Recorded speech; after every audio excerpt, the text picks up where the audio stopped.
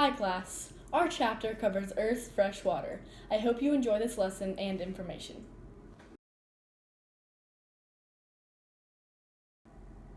Fresh water. Oceans cover more than 70% of Earth's surface. 97% is found in oceans. Fresh water makes up only 3% of Earth's water. 85% of the fresh water is frozen in the polar ice caps.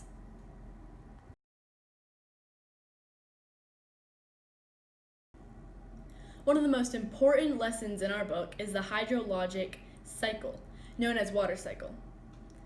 The water cycle is the movement of water from the oceans and freshwater sources to the air and land, and finally back to the oceans. The water cycle constantly renews the Earth's supply of fresh water. There are 3 steps to the water cycle: evaporation, condensation, and precipitation.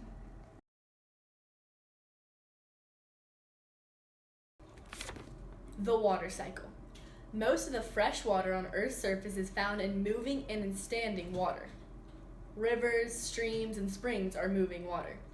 Ponds, lakes, and swampy wetlands are standing water.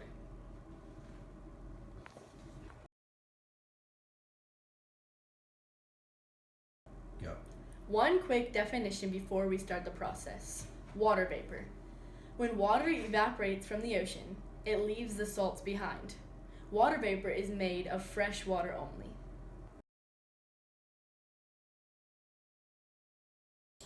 Evaporation. The first step involves the heat energy given off by the sun. This energy causes water on the surface of the earth to change to water vapor. This process is called evaporation.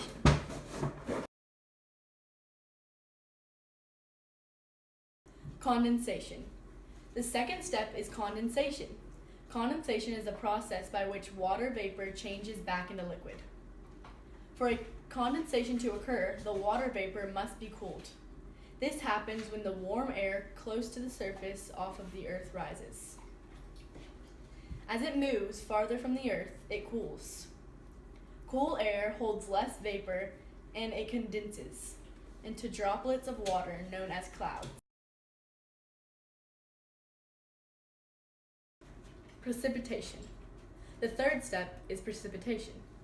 Precipitation occurs when the water returns to the earth in the form of rain, snow, sleet, or hail. Precipitation occurs when the water droplets that form in clouds become too numerous and heavy to remain afloat in the air. It returns to the earth as rain, snow, sleet, or hail. After it falls, some returns to the atmosphere, though evaporation and the cycle is complete.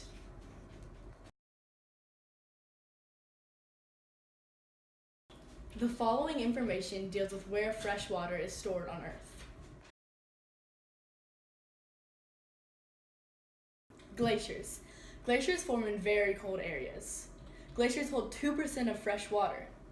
Because of the extremely cold temperatures, the snow that falls does not melt completely. As more snow falls, it covers the old snow. The pressure squeezes the snow crystals together and ice forms. When the layer of ice becomes very thick and heavy, the ice begins to move.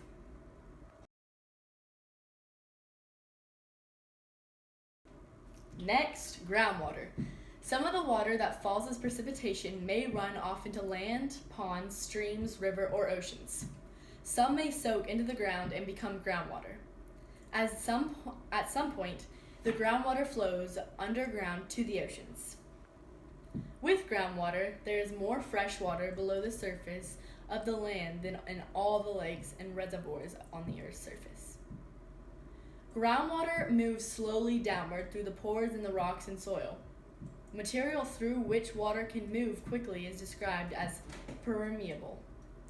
Water cannot move quickly through the impermeable material.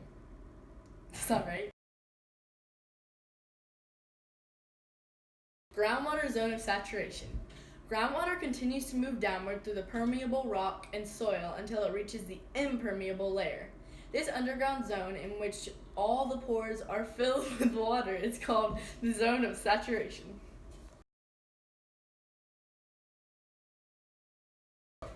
Water table. The surface between the zone of saturation and the zone of aeration is an important boundary. It makes the level below which the ground is saturated or soaked with water. This level is called the water table.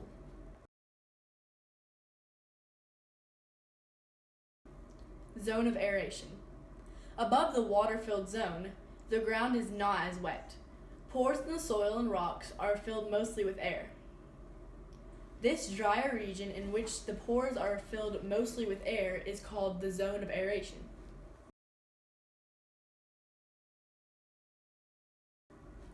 Because rocks form in layers, sometimes a layer of permeable rock may become trapped between two layers of impermeable rock. Sandstone trapped between two layers of shale is an example. An aquifer is a source of groundwater that is very vulnerable to pollution.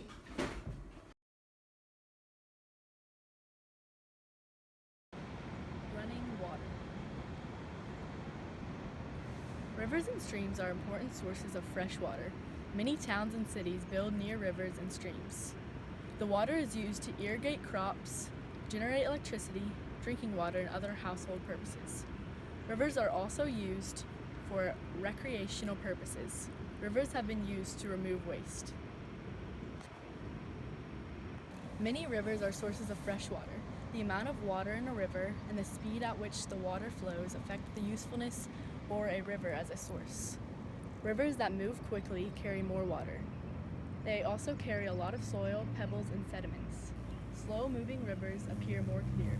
Pollution also affects the usefulness of a river. People who live near rivers have a source of living.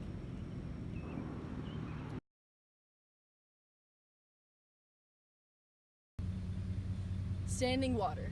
Within a watershed, some of the surface runoff gets caught in low places. Standing bodies of fresh water are formed there. Depending on their size, these bodies of water are called ponds or lakes, which provide fresh drinking water. Surface runoff keeps the ponds and lakes from drying up. The ponds and lakes control flooding and hold water in reserve.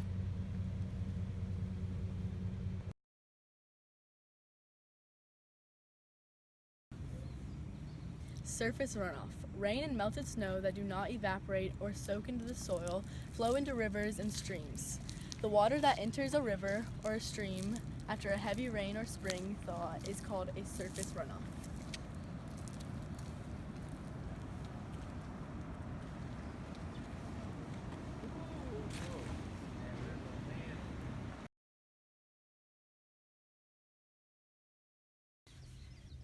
Ponds. Ponds are shallow depressions in the Earth's crust that have filled with fresh water. They are smaller and not as deep as lakes. Sunlight penetrates to the bottom of a pond so that plants can be found throughout a pond.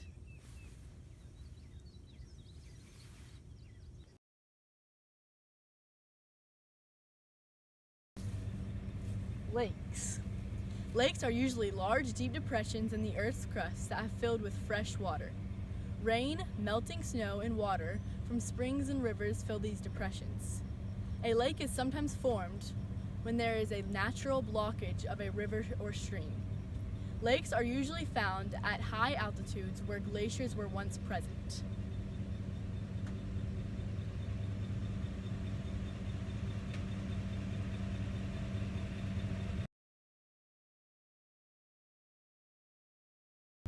Okay. Reservoirs. The most frequent source of fresh water are artificial lakes known as reservoirs. A reservoir is built by damming a stream or river that runs through a low-lying area. Reservoirs help control flooding and store water. They sometimes provide irrigation for crops. They can also be used to generate electricity.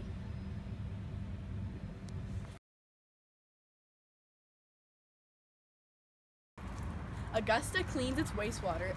Here at Augusta Utilities Department, James B. Messerly Water Pollution Control Plant.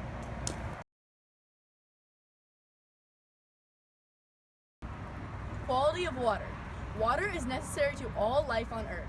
It is therefore necessary to maintain the quality of our water. In nature, water is usually filtered as it passes through sand and soil.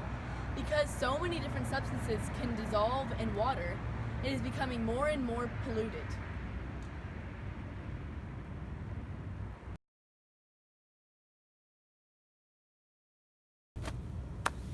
Composition of water. A water molecule is the smallest particle that has all the properties of water. A water molecule forms when two atoms of hydrogen and one of oxygen combine. In a water molecule, the atom of oxygen has a slight negative charge. Each atom of hydrogen has a slight positive charge. These changed ends give a water molecule the property known as polarity.